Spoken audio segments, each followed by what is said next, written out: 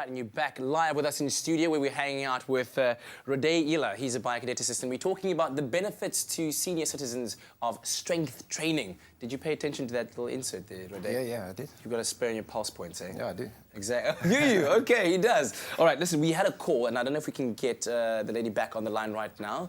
Okay, sadly not. But here's the question. The lady was saying that she's 90 years old, and so how does she even begin exercising at the age of 90? So starting off, if you are new to exercise, the first thing that you want to do is get medical clearance from your doctor.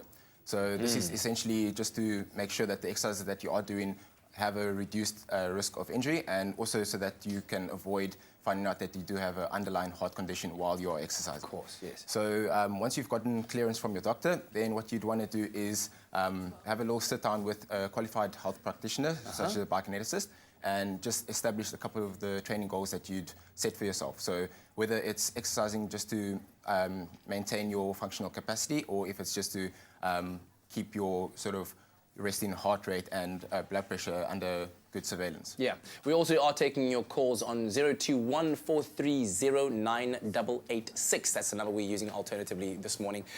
Which areas of the body should elderly citizens be focusing on, strengthening, in order to, like you said earlier on, be able to execute these daily tasks that they might need to go through? So the best areas would be the areas of the multi-joints, so such as your hips and your shoulders. However, this would be specific to individuals who are not carrying orthopedic conditions. So, for instance, if you do have a ailment of the hip, then you'd want to do exercises which help your hips control better, so that you don't essentially overload one side where the other side is sort of a backseat passenger. Yeah. And that way you can help manage your hip so that you don't overdo it and have to go in for an operation to try to rectify that ailment. Now, when we do strength training, you go to the gym, work out, and then you usually give yourself like a day of that muscle group to rest. And so the frequency of exercise, how many times a week should seniors be looking to exercise in a week? So if you are able to do full body exercise sessions, ideally 2 to 3 sessions a week, obviously depending on the level of your experience with exercise. So newcomers would start off roughly 2 times a week.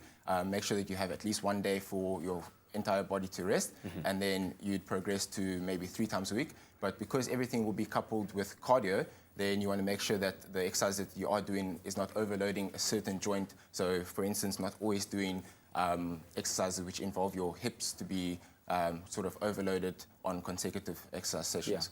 Yeah, but of course, I think rather some exercise than none at all, right? Exactly. Absolutely. We'll come back with Rodet, and of course, our number is now 021-430-9886, and we welcome any questions or comments that you may have regarding our health topic today, which is, of course, the benefits of strength training for senior citizens. Right now, let's update you on what's happening around the world of social media. Only you can make my